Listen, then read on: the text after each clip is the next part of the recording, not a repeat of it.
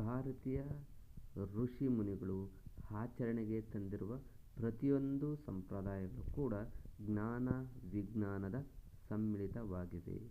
ಪ್ರತಿ ತಿಂಗಳಿಗೆ 2 ಬಾರಿ ಬರುವ ಏಕಾದಶಿ ವ್ರತದಿಂದ ದೇಹಶುದ್ಧಿ ಜೊತೆಗೆ ಜಡತ್ವ ನಿವಾರಣೆಯಾಗಿ ಮಾನಸಿಕ ಏಕಾಗ್ರತೆ ಬರುತ್ತದೆ.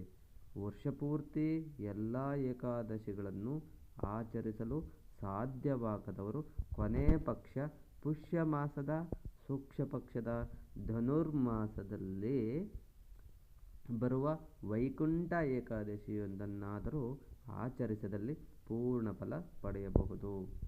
ಶ್ರೀ ವಿಷ್ಣು ಎಂಬುದಕ್ಕೆ ವಿಶೇಷ ಅರ್ಥವಿದೆ. ಹೀಗೆಂದರೆ ಎಲ್ಲವನ್ನೂ ವ್ಯಾಪಿಸಿಕೊಂಡಿರುವವನು ಮತ್ತು ಎಲ್ಲ ವಸ್ತುವಿನಲ್ಲೂ ಅಂತರ್ಗತನಾಗಿರುವನು ಎಂದರ್ಥ. ಈ ನಾರಾಯಣ ಜಪವನ್ನು ನಿರಂತರವಾಗಿ ಮಾಡುತ್ತಿದ್ದರೆ ಅಂತ್ಯದಲ್ಲಿ ವೈಕುಂಠ ಸೇರಬಹುದು ಎಂದು ವಿಷ್ಣು ಪುರಾಣದಲ್ಲಿದೆ. ವಿಷ್ಣುವನ್ನು ನೀಲಮೇಘ ಶ್ಯಾಮ ಎಂದು ಕರೆಯುತ್ತಾರೆ. ವಿಷ್ಣುವಿಗೆ 4 ಕೈಗಳಿವೆ. ಈ ಕೈಗಳಲ್ಲಿ ಶಂಖ, ಚಕ್ರ, ಗದೆ ಮತ್ತು ಪದ್ಮ ಇರುವವು.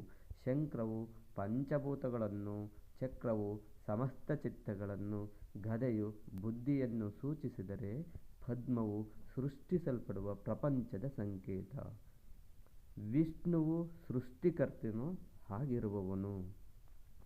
ಧರ್ಮವು ಇಳಿಮುಖವಾಗಿ ಅಧರ್ಮವು ತಾಂಡವವಾಡುತ್ತಿರುವಾಗ ಧರ್ಮವನ್ನು ಉದ್ಧರಿಸಲು ವಿಷ್ಣುವು ದೇಹಧಾರಿಯಾಗಿ ಅವತರಿಸುತ್ತಾನೆ.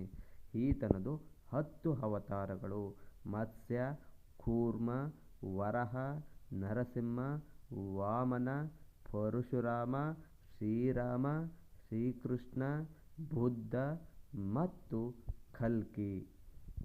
ಏಕಾದಶಿ ಎಂದರೆ 11 ಎಂದರ್ಥ. 5 ಕರ್ಮೇಂದ್ರಿಯ, 5 ಜ್ಞಾನೇಂದ್ರಿಯ ಮತ್ತು ಮನಸ್ಸಿನಿಂದ ಧರ್ಮ, ಕರ್ಮ, ಜ್ಞಾನ ಸಾಧನ ಕಾರಣಗಳಿಂದ ಭಗವತ್ ಚಿಂತನೆಯಲ್ಲಿ ತೊಡಗಿಸಿಕೊಳ್ಳುವ ಕ್ರಿಯೆಯೇ ಏಕಾದಶಿ. ನನ್ನೆಲ್ಲ ಪ್ರೀತಿ ಪಾತ್ರರಿಗೆ ವೈಕುಂಠ ಏಕಾದಶಿ ಹಬ್ಬದ ಶುಭಾಶಯಗಳು. ನಿಮ್ಮ ಪ್ರೀತಿಯ ಕುಮಾರ. ಗುಡ್ ಹ್ಯಾಬಿ ಲೀಲಾ ಕುಮಾರ್ ಯೂಟ್ಯೂಬ್ ಚಾನಲ್.